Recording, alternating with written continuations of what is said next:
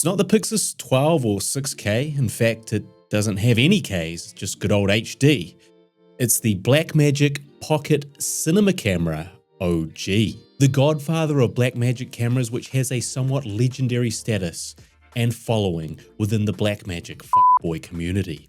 And as Blackmagic's premier fuckboy, I had to finally put the camera through its paces. I tested it against the newest Blackmagic cameras. I tested its different focal length. I tested it with and without a Speedbooster, using micro 4/3 lenses, using EF lenses, using Super 16 lenses. I rigged it up, I rigged it down. I used it on productions as a B cam, as a crash cam, shooting with it in every possible way you can to answer one simple definitive question for you. Is this camera really worth considering in 2025? For some of you, you definitely should. And for others, you definitely should not. I'm not quite. Check the links in the description for everything I talk about to help enhance your BMPCC shooting experience. Now, Blackmagic have a habit of building in a fatal flaw to their camera systems that almost single-handedly ruins the shooting experience in some way. This camera is no different. But we'll get to the fatality this camera dealt itself in due course. In the meantime, pull up a seat, put on a coffee, tell your loved one you're not coming to bed this evening because you will be witnessing the most definitive review and guide on the Blackmagic Pocket Cinema Camera ever created, at least according to me. Yes, this camera and this sensor is mythical, but when did the myth become a legend? Although this camera was released all the way back in 2013, there are people who will argue Blackmagic never made a camera with a more cinematic looking image. But why? Well, at its heart, it comes down to the Blackmagic Pocket's Fairchild sensor. This Fairchild sensor by Fairchild Imaging is no longer used in any Blackmagic cameras, and only early Blackmagic cameras had some variation of these Fairchild sensors put in them. But allegedly, if YouTube videos and internet threads are to be believed, which they always should be, this sensor in part was developed by former RE engineers. You know, those guys who do those Hollywood cameras everyone can't afford. And thus, the RE look and feel was magically transferred into this little pocket. But the sensor's uniqueness and peculiarities don't stop at this footnote, because this is a Super 16mm sensor. This sensor is tiny, and there are pros and cons to this choice. Obviously, Super 16mm film is something that is now coveted in terms of a nostalgic look and feel, and many people like to replicate their Super 16mm feeling with the BMPCC camera, providing a modern middle ground to dusting off an actual Super 16mm Bolex and dropping $100 on a 5 minutes of film.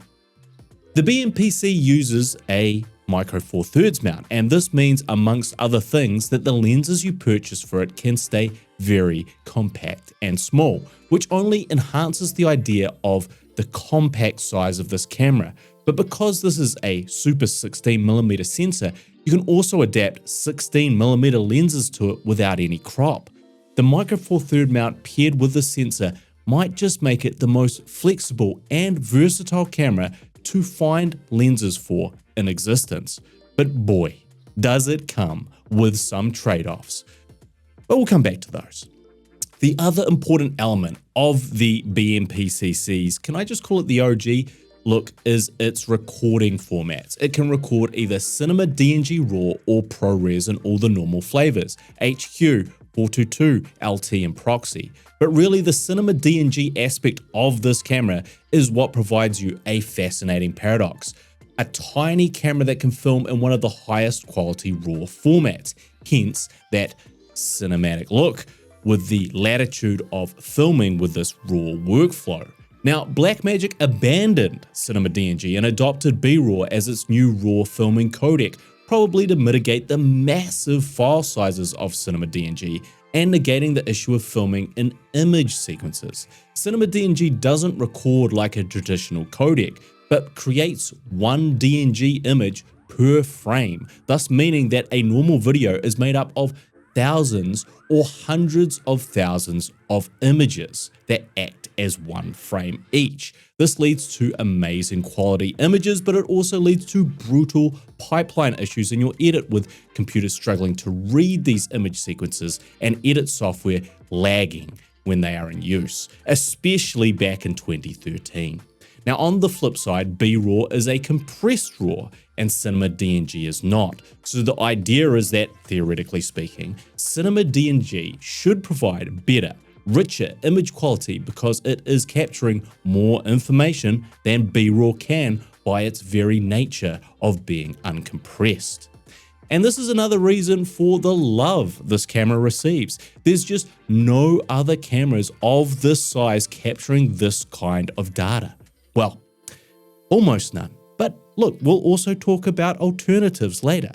This Super 16 Fairchild sensor in this size body filming in DNG does make the OG unique for its time and unique to this very day, as there is nothing quite like it. When Blackmagic released the update to this camera, the Blackmagic Cinema Camera Pocket 4K, it did not have the same Super 16 sensor and it did not record in Cinema DNG. Well, it did until firmware updates phased out this format into B-RAW.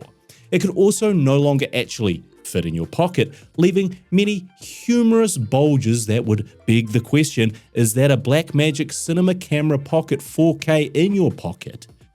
Or are you just pleased to see me? No one is pleased to see you. So the BMPCC 4K, while great in its own right, was more of a remake from the ground up rather than a true sequel. It was one of those friggin' Hollywood requels. God damn you, Hollywood. So now we know all about the Fairchild sensor, but what about this body? First, let's be clear, this really is a pocket camera. In fact, look at it compared to my iPhone. It's fatter, but also smaller. Again, we need to stress the fact that this tiny camera is pumping out an internal raw image. Your iPhone isn't. Your FX3 isn't. Your Panasonic S whatever isn't. So let's not undersell that. It also feels great in the hand. It does provoke you to want to pick it up and just start filming because it's so small, so unobtrusive. It wants you to. It's calling you. What has it got in its nasty little pockets? But dig a little deeper and the problems of the size of this camera become apparent. Blackmagic are always innovating, pulling off great feats of engineering in their image quality while simultaneously shooting themselves in the foot with their engineering in their camera body design. Blackmagic, the best sensors and the worst bodies. That should be their slogan, and that was even more apparent back then. It's this constant yin and yang which spans across nearly all of their cameras in the Pocket camera lineup, and the BMPCC OG is no different. Blackmagic, sadly, have the most consistent history of any manufacturer of putting shitty batteries in their cameras. Well, where did this trend begin?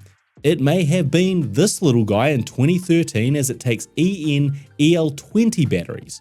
And, well, Blackmagic never looked back. These batteries can last anywhere up to 30 minutes, but often much less, like 5, 10, 15 minutes. It's a lottery. You get 20 minutes, you get 10 minutes, you get 17 minutes.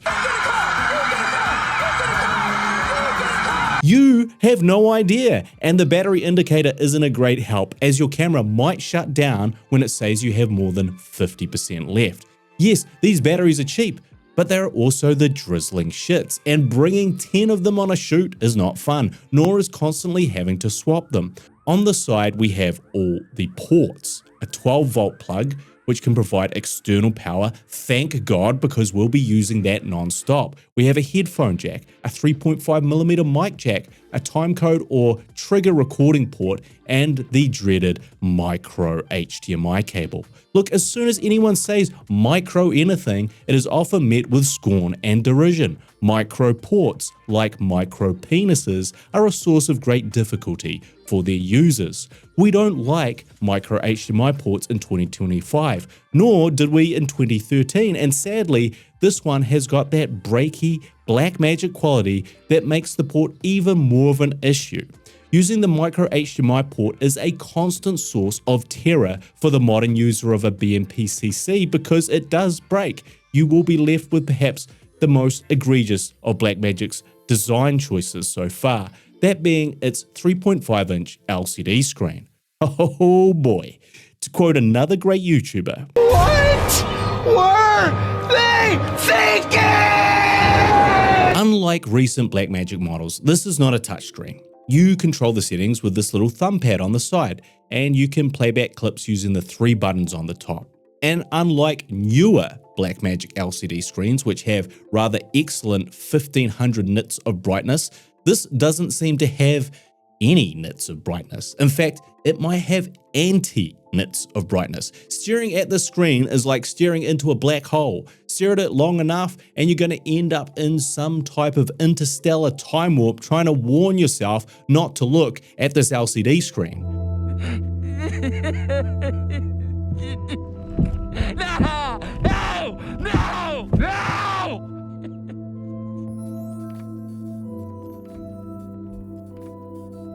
You also potentially run the risk of breaking your neck trying to look at this thing at any type of angle, because not only is it dim, it's non-tiltable and non-flippable. And really, if you want to talk about pain points, boy, is this screen one of them. It is, without any exaggeration, completely unusable on a bright sunny day. It also is presenting this kind of semi-log desaturated profile, which means you're not really getting an accurate representation of what your final image might be, and there is no way to apply LUTs in camera to assist you with this. It does, however, have a very reliable focus peaking option and zebras to track overexposure, both of which you will be relying very heavily on. Also, like many Blackmagic projects of this era, things are known to break. As you can see, my LCD has got this line down the side of it, and there are many horror stories of either the HDMI port or the LCD screen capitulating out of the blue. This is where things start to unravel a little bit for the Pocket, because if we need an additional monitor to mitigate the LCD screen, and we need an external battery solution to mitigate the poor battery life, we have very quickly lost what was so amazing about this camera: its pocket ability, its discrete form factor. But we'll loop back around to some ways to address these issues later on after we cover lens selection.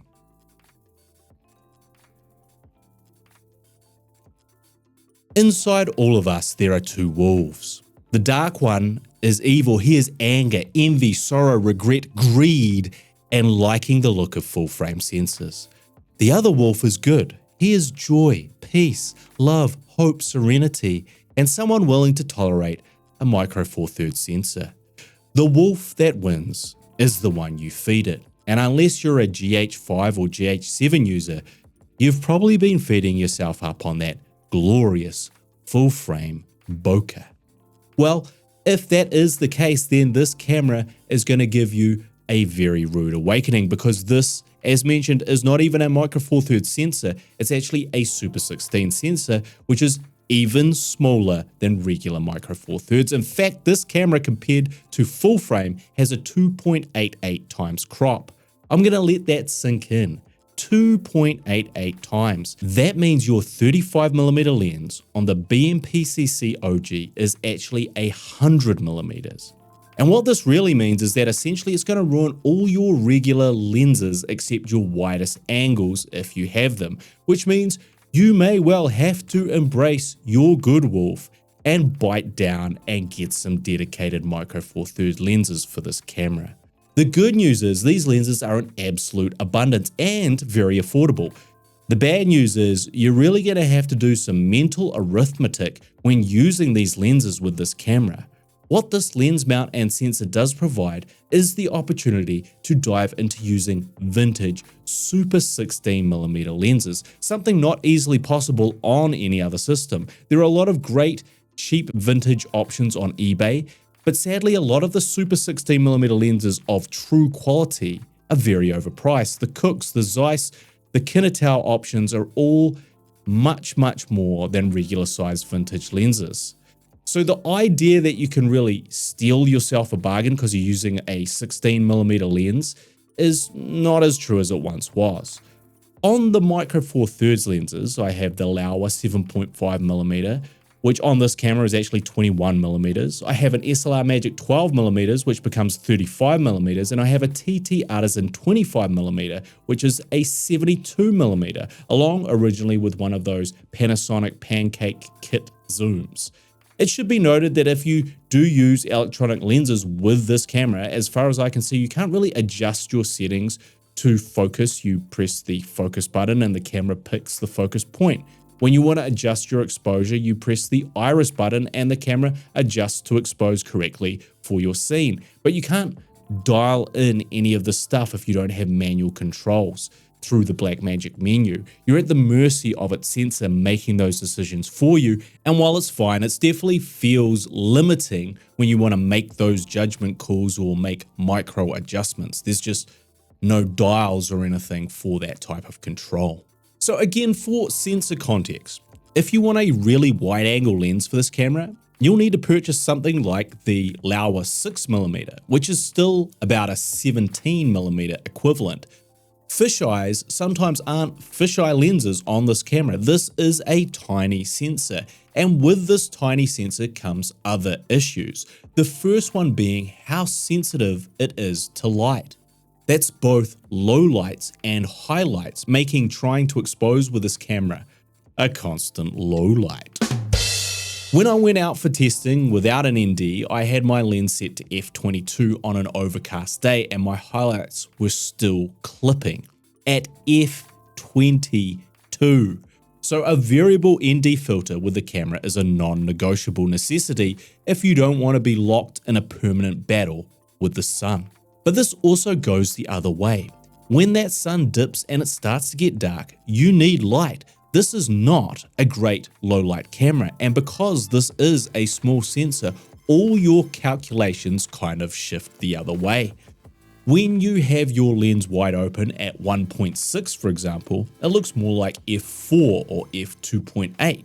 If you really want to get that separation back into your image, it might be worth purchasing one of the f0.95 lenses, as these are closer to an f1.8 equivalent on other sensors. It's a constant game of mental arithmetic trying to figure out what the real f-stop value is and what your lens width is amounting to. And for this little full frame fanboy, it was driving me crazy. And that does lead us to what this super 16mm sensor look really creates for us visually, and that is deep focus. Now, this might be the trickiest adjustment for those used to filming with larger sensors with close to wide open apertures. You just don't get that type of separation with this camera. You don't get that fall off and background blur. It is more difficult to separate your subjects from their background wherever they are placed, if that's the type of filmmaker you are. And there's a lot of robust discussion around this concept. Is shallow depth of field more cinematic? Well, not really, but if you look at modern movies, you'd be forgiven for thinking that might be the case. And for modern cameras, this does seem to be a coveted aesthetic. But this wasn't always the case. Go back to the film era of film and you'll see quite the opposite. They use a lot of deep focus. Those cameras were set to like f12 or f16 to correctly expose. You can see all the way into the background of these shots. Is this cinema less cinematic? Of course not. Ultimately, it's a matter of taste, and if you're a full frame kind of guy, it is simply a mental adjustment. I also think that perhaps due to the iPhone and action cam filmmaking and their everything's in focus lenses, it now makes us feel like this deep focus style is somehow associated with cheap looking phone and action cam footage. And let's not get it confused, the OG is delivering something much slicker and more filmic than a modern action cam or iPhone could currently provide. And this deep focus look the OG provides does have its benefits. Of course, it's going to be great for landscapes. This might well be the ultimate landscape cam. This thick codec combined with this deep focus look is a delightful recipe. But don't think this applies only to landscapes, because for close-ups and tights, the sensor is also keeping things more consistently in focus. If you're at f4, one of these lenses, you can be relatively confident that your subject will be in focus, whereas with larger sensors, it all becomes a much riskier proposition when dealing with manual lenses and manual focus. So if you're kind of bad at manual focusing, this is actually the perfect camera to start your training on, because it is very forgiving. And yes, as mentioned, this is pretty much an all manual camera. With electronic zoom and prime lenses, the OG will auto adjust the iris to correct exposure, and it will find focus for you when you press the button, but it's not continuous autofocus, and you have to constantly readjust it. So at least for me, I found the experience much more pleasant when just using manual focus and manual lenses. And the good news is these Micro Four Thirds lenses are dirt cheap. I picked up my entire range for probably under $500. And the good news is there is an amazing selection of Micro Four Thirds lenses on the used market, waiting for some retro hipster dweeb like you that thinks he's being artistic to provide a new home for. And yes, there is something very satisfying about using this camera with a pancake style lens that is next to impossible to replicate on any other camera, even with cameras like the GH4 or GH5. And here's a few comparisons to the GH5 and its Micro Four Thirds sensor and the OG.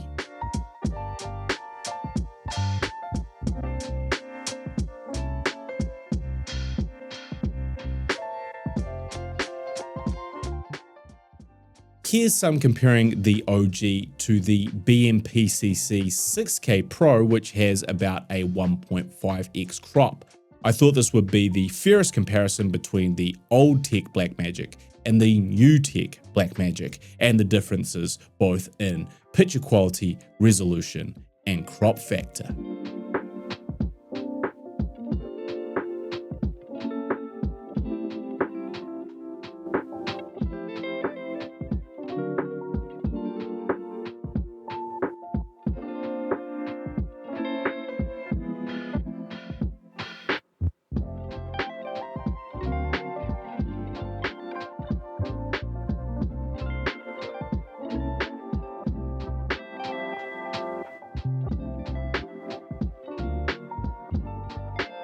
Now, one way to mitigate almost everything I've talked about in terms of the Super 16 and Micro Four Thirds limitations is to use a Speedbooster. There are quite a few Micro Four Thirds Speedbooster to EF mounts on the market, but of course the best is the Metabones versions. And in fact, Metabones made one that was designed specifically for this camera, with a 0.58 times field of view expansion. What this means is that now when using the Metabones, you're going to get a 1.75 times instead of 2.88 times crop. And the camera will feel a lot more like a Super 35 camera. This will give you one valuable extra stop of light with your lenses, and it will get you within striking distance field of view wise of the more modern Blackmagic cameras. You will still have to err on the wider side of your lenses. I mean, a 35mm becomes a 60mm with the Speedbooster, but that's still very usable. If you're going to go this route, lenses like the Canon 17-55 and the Tokina 10-20 or the old faithful Sigma to 18-35 are all going to give you a very solid zoom range. Now, unfortunately, I didn't want to pay for one of these original BMPCC Speedboosters, as they are now starting to creep up in cost on the used market. So instead, I opted for the Metabones 0.74 times Micro Four Thirds to EF Speedbooster, which works fantastic with regular Micro Four Thirds cameras, but actually doesn't do much for the OG. With the Speedbooster, you get just over a 2 times crop factor, or essentially bring the OG back to the same field of view as a regular Micro Four Thirds camera. Here are a few tests using the Speedbooster so you can sort of see the difference. The problem with using a Speedbooster with this camera is the same problem as rigging out this camera. As soon as a large full-frame lens goes on this camera, it's just not a pocket camera anymore. Not only does the balance of it become absurd with this massive lens on a tiny body, it feels wrong, like almost sacrilegious. So while it might be a great way to get a feeling from the OG you're accustomed to, I personally prefer to stick to the tiny sensor and the tiny lenses that should go with it. You can also just use dummy adapters with no glass in them to convert your lenses to go on this body, but few go wide enough to be practical unless you own a lot of 18, 20, and 24mm lenses. The first thing you may notice about the Pocket is the lack of frame rates. It's 24, 25, or 30 frames per second. No slow motion options, and you're most likely going to have this sitting on 24 frames per second from the time you turn it on. It also doesn't give you any resolution options. You are shooting in HD. There's no 4K, there's no 6K, just good old-fashioned 1920 by 1080 the way God intended. And look, I really do not see this as a problem. This is 12-bit Cinema DNG HD. So you have plenty of information for color grading if that's your jam. The softness of an HD image is not really noticeable if you choose to upscale in DaVinci Resolve in post-production. And to be quite frank, the softness of the HD image is pleasing to our eyes, which have only been corrupted by the crazy resolutions new cameras now offer. Give me cinematic HD over artificial 8K any day of the week. In fact, it's also very helpful for navigating the file sizes of this camera. Cinema DNG format is notoriously huge, but because this is 1080, what may have seemed insanely large back in 2013 just feels like another day at the office in 2025. I mean, I would say the file sizes are comparable to a lot of compressed 4K all-I codecs on cameras like the FX3 or S5 2X. We're not talking about red raw and eating up terabytes of data through a shoot. So in some ways, it's actually very helpful to be constrained to 1080 and also constrain those data rates from becoming unwieldy. The camera has a base ISO of 800. There's no dual gain ISO here. It goes between 200 and 1600, and most of the time, I like to keep it at 400, except in extreme low light situations. This has a reported dynamic range value of 13 stops, but there's definitely a difference between DR and usable DR. And as I mentioned before, the camera is easy to overexpose and easy to underexpose. It doesn't look good when you do either, but I think that dynamic range is all in its shadows. Because of the size of the sensor, because of its sensitivity, this does not feel like a camera with good dynamic range, at least by modern standards. Where you will see the quality of the sensor will be in the richness and thickness of the image, not how far you can push and pull your exposure. This definitely does feel like a limitation at times. There is no OLPF filter in this camera, and it definitely does suffer from serious moire. One thing that's also very noticeable is the IR pollution in these images. You can really see it on the black of my hoodie here, because this is meant to be black, and you can see what color it's really meant to be when you look at the Blackmagic 6K Pro in comparison to the OG. And yes, you do really need some type of IR cut filter if you want your blacks to look black. Some people, I think, go along with this as part of the look of the camera almost, that it has this kind of oaky brown tinge to everything, and that's fine. But you do need some type of solution to mitigate this if it bothers you. And I could see it bothering a lot of people. You can purchase an OLPF inserts for this camera and it will improve this problem, not eliminate it, but it's also not a cheap upgrade. The audio system on the Blackmagic is very simple. It has 2 channels that you can connect to through the 3.5mm jack. The internal microphones, as you might expect, are pretty terrible. And this is what the audio sounds like running external mics into the camera. This is a microphone test with the internal microphones on the Blackmagic Pocket. This is an audio test testing what the internal mics sound like on the Blackmagic Cinema Pocket Camera OG. The Blackmagic Pocket Cinema Camera OG. This is an audio test with that audio. Okay, now we're running a second test. The Blackmagic Pocket Cinema Camera OG is just over a meter away from me, and we're just running another test. This time we have the Rode Video Mic Go 2 plugged directly into it, and we're testing the difference between the shotgun mic here placed on top of the camera and the internal preamps of the Blackmagic Cinema Camera Pocket OG, whatever it's called. And now we're running a second audio external test with these Rode Wireless Pros. So this is the Rode Wireless Pro, which I'm holding. So this is the Rode Wireless Pro lav setup running from the receiver that's on the Blackmagic Cinema Camera Pocket OG, and it is coming from the signal out of the transmitter, which I'm holding in my hand. Again, don't expect the preamps to be of the usual Blackmagic quality. If you want good audio, this is definitely one camera that you should consider using a separate audio recorder with. However, this does offer line level setting for your recordings as well as mic level, which could be a very useful option if you want to feed a scratch track from your external recorder into this camera, which is the type of setup you could do with a Zoom F3. Memory cards. The Pocket has one SD card slot next to the battery. Now, there is a lot of talk online about certain memory cards not being compatible with this camera.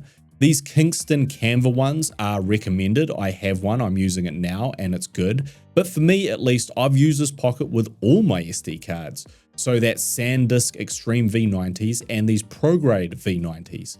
The same cards I use with my A7S III and S1H, and I did not encounter any issues with either of them. So maybe the compatibility was increased with more recent firmware upgrades.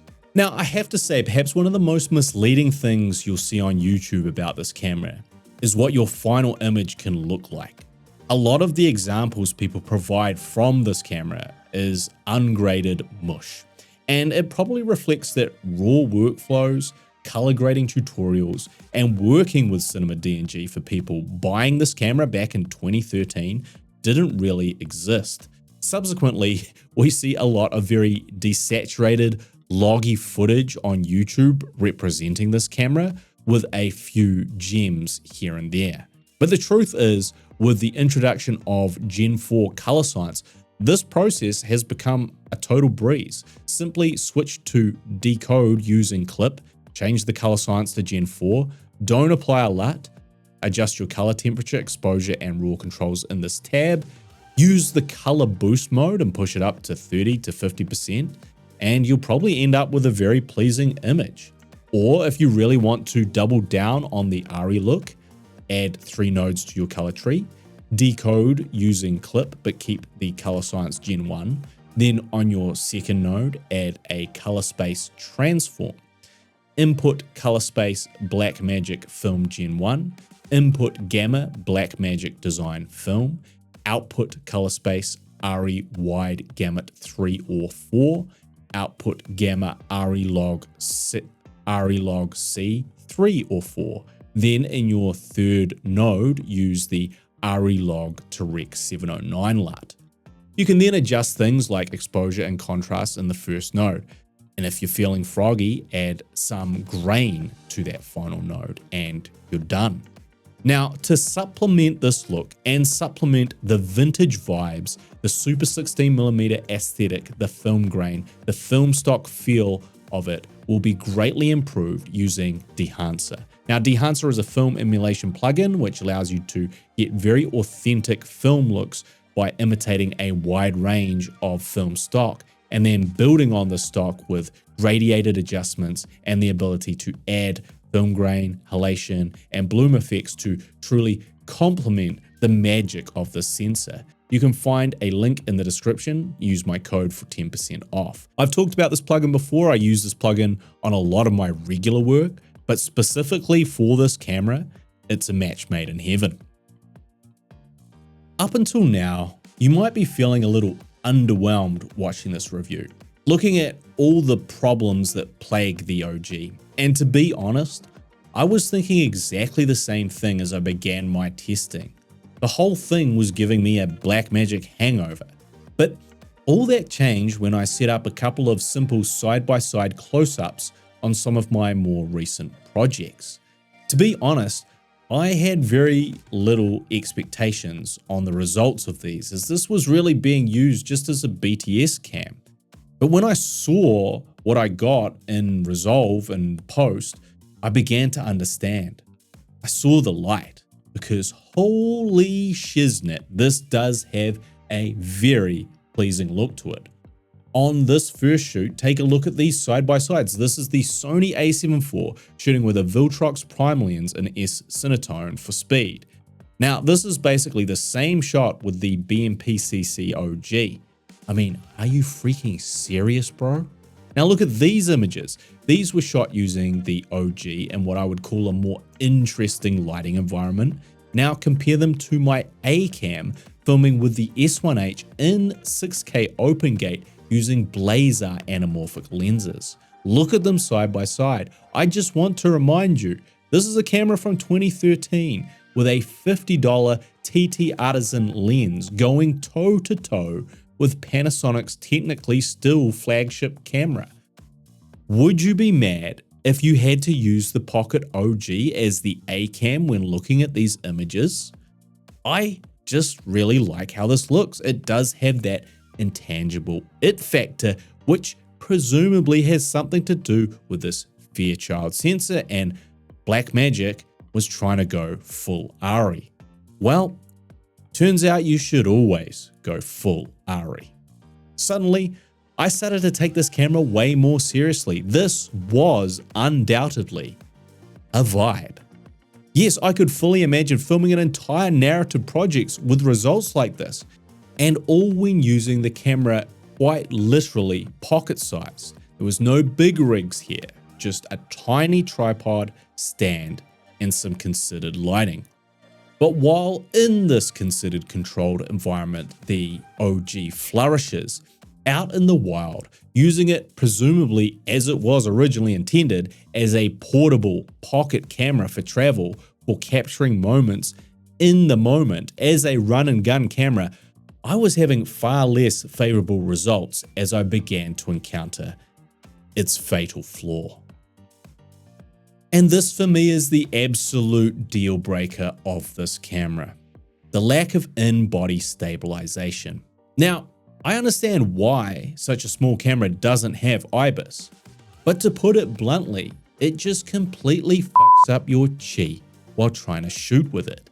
The camera body is so small that if you are just holding this in your hand gently, as one might cradle a newborn baby who you do not want to wake, the micro jitters on this thing are off the charts. The size of this camera without IBIS handheld is a mathematical equation that it just somehow doesn't add up, regardless of how you hold this camera, how steady your hands are. It just looks terrible because it's 1080. Your ability to crop in and stabilize your image in post is unreliable. Sometimes it looks great. Sometimes the warping is going crazy, and you'll never know which shots won't work until you hit stabilize in your editor and find out your favorite shots are the ones that don't work.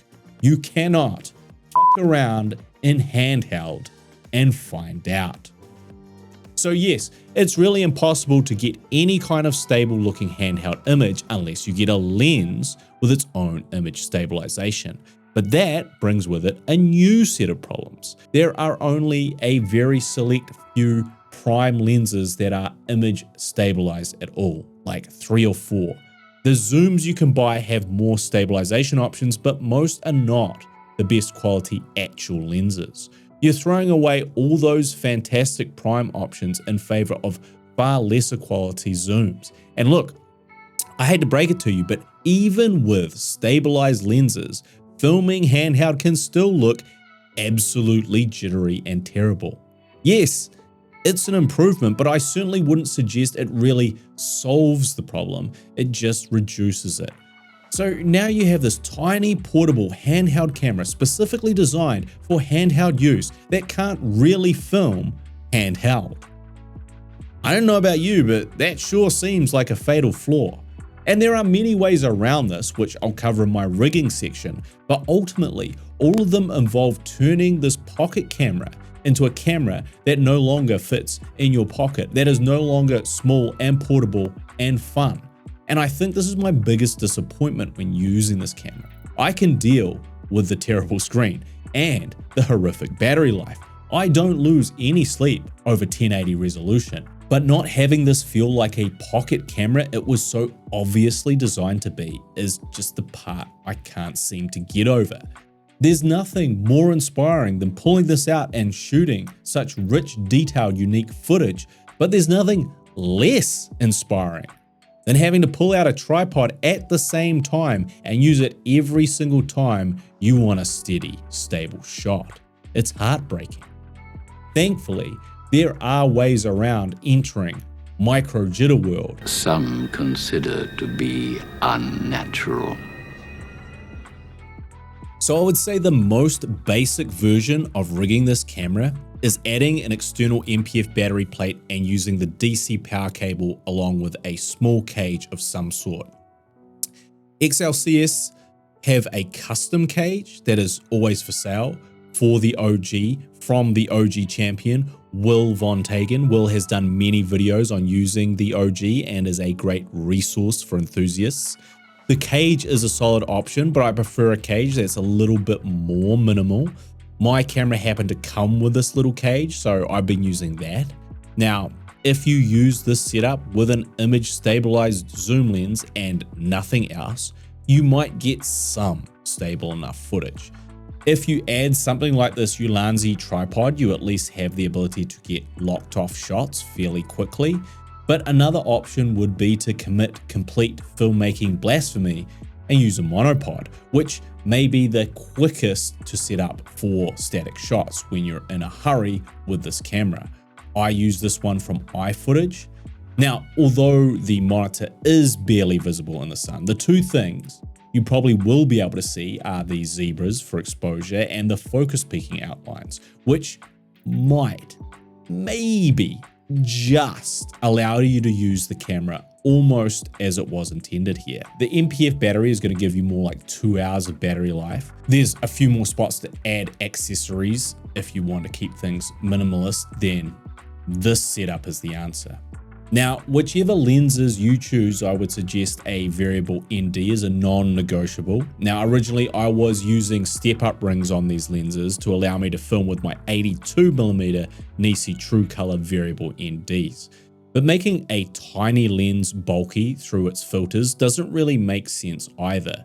So I settled on this KNF Concept 55mm variable ND filter with much smaller step-up rings, and it fits the size of the lenses much better and keeps their footprint small. This next setup is just a simple extension to the MPF style rig where I use a NATO rail and NATO clamp to monitor mount this monitor in a waist finder style setup behind the real monitor screen. So this allows me to look at the monitor and view my image properly without battling with the low nits of that monitor, but it can be easily broken down and detached if you don't want that monitor and you want to go smaller again. Now, the next version of the rig I would suggest is the Super 16mm style.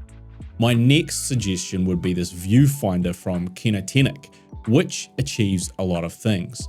It blocks the sunlight from the zero-nit LCD screen. It enlarges and magnifies your screen so you can better compose your frame.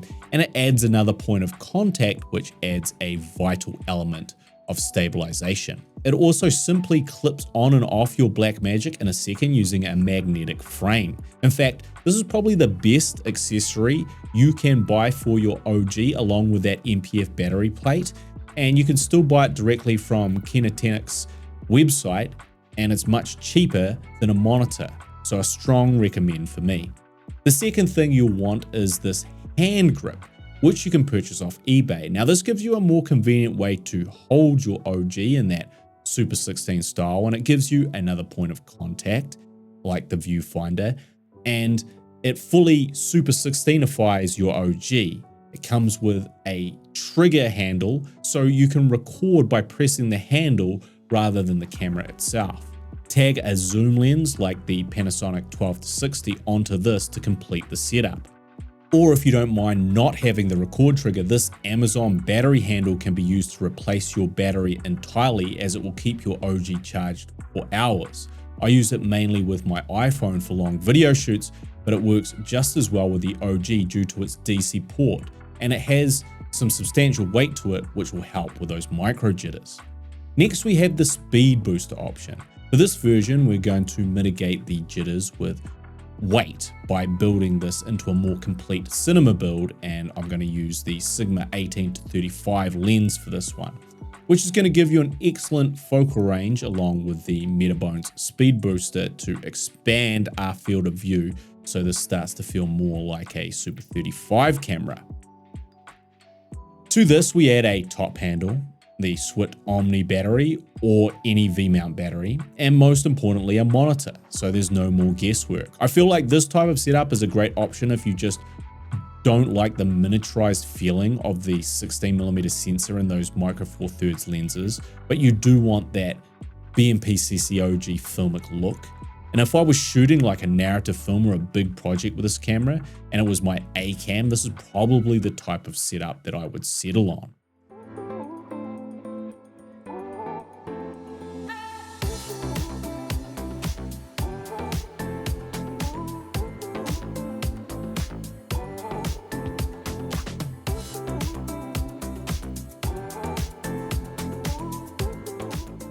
And what about using the Blackmagic as just a one and done gimbal cam? Honestly, this is a great option. The camera is so small and light, you could carry it around for an entire day on a gimbal without getting tired. And while it doesn't have any autofocus, because it has such deep focus, you can set this lens to say f4 or f5.6 and be confident your subject will always be sharp. And of course, the gimbal will eliminate all of the jitters. If you're going to do this option, I would suggest the DJI RS3 Mini, and then utilizing the wider Laowa lenses like the 7.5mm D Dreamer lens and the 6mm 0D lens, and then swapping between the two. Now, I try to avoid gimbal use as often as possible, but with the OG, I could actually see this being a much more enjoyable experience. If you want to use this as sort of a dedicated car cam, it's one of the quicker and easier cameras to set up. Just pair it with this Ulanzi SC02 suction mount and you'll be set up in under a minute. You just need a wide angle lens or you're going to be feeling those jitters. And I would be remiss if I did not mention the potential for this to be a fantastic vertical camera because of its proportions. Flipping it on its side is so easy, and this does have such a small footprint that for filming a vertical series or vertical reels, it's kind of iPhone size but delivering film quality. Certainly vertical shooting is something I'll be experimenting with this camera more in the future. Alternatives. So we've talked about the pros and cons, the difficulties, the restrictions, and how best to mitigate and navigate them when using this camera.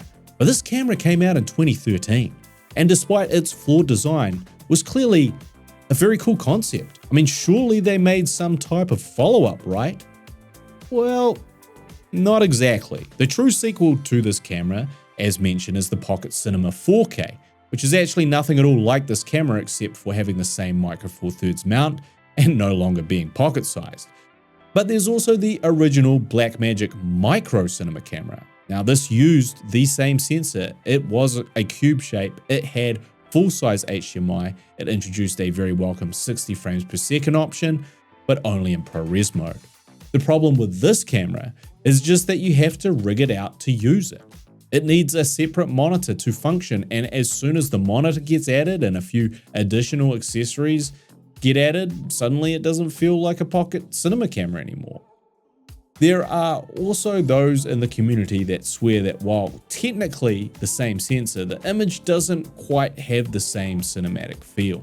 All in all, it feels like it somewhat lost that all-in-one package that made the OG so appealing, even if that was somewhat of an illusion. And dare I say it, but the true replacement to an OG might just be your iPhone, especially if you have a 15 or 16 with ProRes recording. I talk a lot about iPhone shooting on this channel because it's improved so much over the last 2 years, and while I would never suggest the image quality is remotely close to the OG, what I would say is that it functions much more competently at what the OG was advertised as, a true pocket cam. You can still get lovely images with an iPhone, especially in ProRes mode, and you can actually keep it in your pocket and just start filming. It does have image stabilization that makes it much more practical as a travel cam or a quick shooting option. Ultimately, what the OG really desperately needed was simply a version 2, where they addressed some of the shortcomings of the original but kept the same feel and form factor. Unfortunately, that never happened. Well, it never happened through Blackmagic, but in fact, another company did indeed make a spiritual successor to this camera with a bigger, better screen, 4K shooting modes, and the ability to record to SSD, as well as memory cards, and it allows you to take stills, and while delivering that same raw cinema DNG workflow that made the OG so good.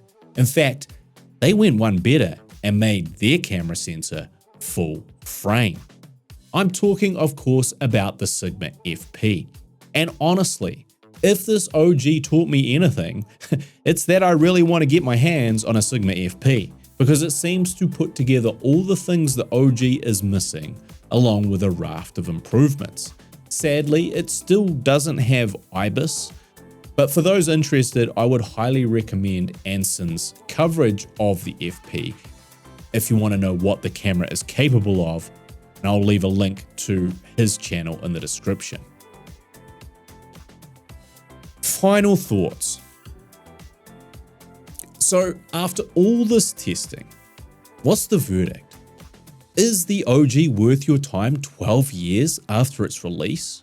Well, the answer isn't, it depends. The answer is, it depends how you want to use it.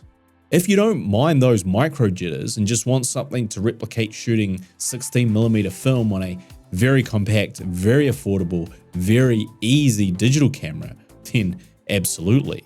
16mm film jumps all over the place too, so this micro jitter problem almost makes the camera Super 16 style seem more authentic. And if you want one of the best BTS cams or B cams that's just gonna sit discreetly in the corner of your set picking up delicious, rich looking additional coverage, then absolutely yes. If you want to run it on a gimbal, again, this works. And also for fixed vertical content, this could be like a really interesting choice. I see a revival coming on. And if you want an image that is truly unique and stands out against modern mirrorless cameras, and that image is your #1 priority, I think this camera is exceptional. There's really nothing else than replicate the texture and feel of this image. But if you want to actually use it for what it was intended, just pulling it out of your pocket and shooting, no accessories, no BS, the fatal flaw built into this camera, along with its mediocre screen and atrocious battery, make it pretty difficult to recommend. I mean, ironically, what this pocket camera fails on is the ability for it to be a true pocket camera. But in spite of all those limitations, there is something about it, about the look, that makes you want to pick it up and stash it in. Nazis. And if I can wrap up this review, I'll bring it full circle by saying this. The favorite look I've gotten out of a camera, of all the cameras I've tested and reviewed, is the Red One. This giant tank of a camera, which, despite being as old as the Pocket, still manages to smoke modern cameras of today with its organic, cinematic, film-like image. The OG provides something very different. But it's the camera that gives me that same feeling of intrigue and appreciation for how cameras used to be made, and the special image some of them can still provide. After all, nostalgia is truly the most powerful drug.